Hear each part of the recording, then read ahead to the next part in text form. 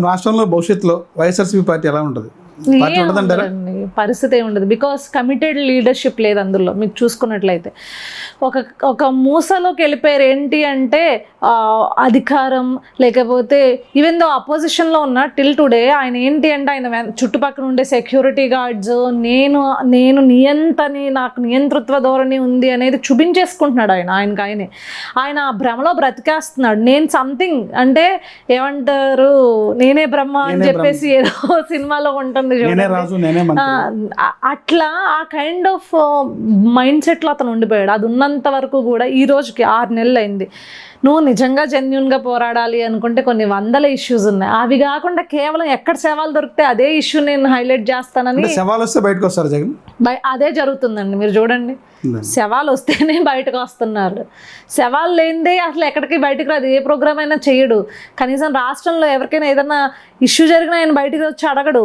ఇప్పుడు నిజంగానే మేమేమనుకుంటాం, strongest opposition ఉందనుకోండి, ఒకవేళ అన్ని పైనుంచి ఒకళ్ళే మానిటర్ చేయలేరు కదా. ఎక్కడైనా ఏదైనా జరుగుతుంది అనుకోండి, ఇది సమస్య అని అడిగే పరిస్థితి రోజు లేదు. వైసీపీ పార్టీలో ఏమీ లేదు. జగన్మోహన్ రెడ్డి వస్తాడా, ఆ పక్కన ఏమంటారు ఆ కార్లోంచి ఇట్లా ఊపుతాడా చెయ్య, దానిపైన ఒక స్లో మోషన్ వీడియో వేసుకుంటారు, ఎలివేషన్ వేసుకుంటారు, అంత అయిపోయింది. ఇంకేముంది చెప్పండి? ఏదైనా పోరాటం చూసారా మీరు? ఆయన దగ్గర నుంచి దిగి వచ్చింది. ఇంకా పెద్ద నవ్వాల్సిన విషయం ఏంటంటే త్వరలో పోరాటాలు స్టార్ట్ అవుతున్నాయండి. జనవరి 23 నుంచి ప్రజల్లోకి వస్తారు. మొట్టమొదటిగా మీ జిల్లాని ఆచంట ప్లాన్ చేశారు. వచ్చాక చూద్దాం సార్. వచ్చిన తర్వాత జగన్మోహన్ రెడ్డి ప్రోగ్రామ్ అయిన తర్వాత రాసి పెట్టుకోండి అనుష గారు, మీరు చెప్పింది కరెక్ట్.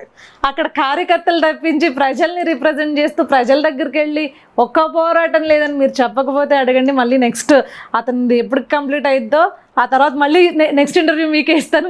నేను ఇలానే మాట్లాడుకుందాం. Okay, thank you madam. ఇంకోటి, భవిష్యత్తులో ఏదైనా జగన్ మీద ఉన్నటువంటి కేసుల్లో అన్యదా ఏదైనా లోపలికి వెళ్తే పార్టీని నడిపించగలిగే సత్తా భారతికి ఉందంటారు?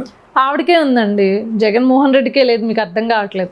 అన్ని కంట్రోల్స్ భారతిరెడ్డి చేతిలోనే ఉంది. భారతిరెడ్డి స్విచ్ చేస్తే విజయసాయి రెడ్డి వెలుగుతాడు, భారతిరెడ్డి స్విచ్ చేస్తే సజ్జల రామకృష్ణారెడ్డి వెలుగుతాడు, భారతిరెడ్డి స్విచ్ చేస్తే పెదిరెడ్డి రామచంద్రారెడ్డి వెలుగుతాడు.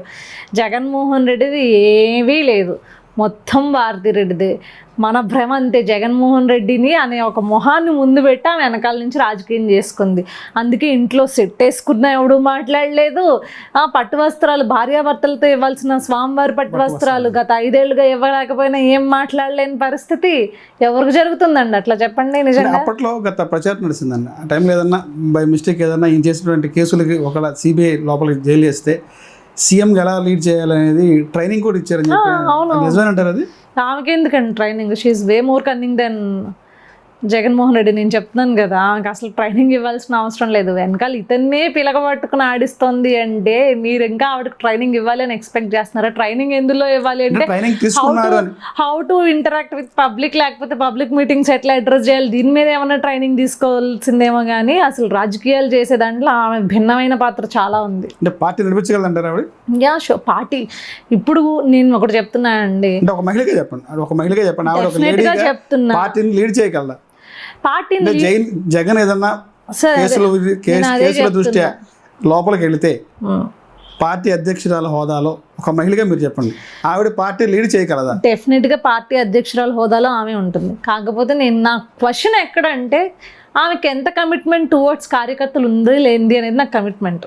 ఈ రోజుకే జగన్మోహన్ రెడ్డి మాకు సెల్ఫీలు ఇవ్వట్లేదు, ప్రోగ్రాములకు వెళ్తుంటే మమ్మల్ని అక్కడ గంటల తరబడి ఆపుతున్నాడు. ఆఖరికి అపోజిషన్లో ఉన్న మమ్మల్ని పట్టించుకునే దిక్కు మొక్కు లేదని ఒకళ్ళు, ఇంకొకటి అరెస్ట్ అయిన వాళ్ళకి బెయిల్ ఇప్పించే దిక్కు మొక్కు లేదు. ఇప్పిస్తామని చెప్పి ఫస్ట్ రోజు వచ్చి చెప్తున్నారు, మళ్ళీ ఎవరైనా తర్వాత వాళ్ళని కమిటీ కూడా పెట్టారు పార్టీ ఆఫీస్లో, state monitoring committee, social media phone చేస్తట్లేదు అంటండి ఎవరును. ఇప్పుడు మన ఆయన ఏజీ ఎవరు ఆయన ఉన్నారు కదా, సుధాకర్ రెడ్డి, అతను ఫోన్ ఎత్తట్లేదంట. ఫోన్ నెంబర్ ఇచ్చాడు ఆ రోజు స్టైల్గా, 3 నెంబర్లు ఇచ్చాడు. 3 నెంబర్లు పని చేయట్లేదంట. ట్విట్టర్లో ఇవే స్పేసెస్ వాళ్ళు చెప్పుకుని పాపం గొడవ చేస్తున్నారు. ఈ రోజుకి టువర్డ్స్ కార్యకర్తలే వాళ్ళకి కమిట్మెంట్ లేనప్పుడు నాకు తెలిసి ప్రజల వరకు కమిట్మెంట్ ఉంటుందని నేను అనుకోను. అసలు కార్యకర్తల మీద కమిట్మెంట్ లేనప్పుడు ఏ పార్టీ లీడ్ అవుతుంది చెప్పండి? ఇప్పుడు మాకు తెలుగుదేశం పార్టీ ఉంది, 1,000 సభ్యత్వాలు ఈరోజు చేయించగలిగింది, ఇన్సూరెన్స్ చేయిస్తుంది. అంటే కార్యకర్తల్ని మెంబర్షిప్లో రికార్డ్ బదులు కొట్టారు.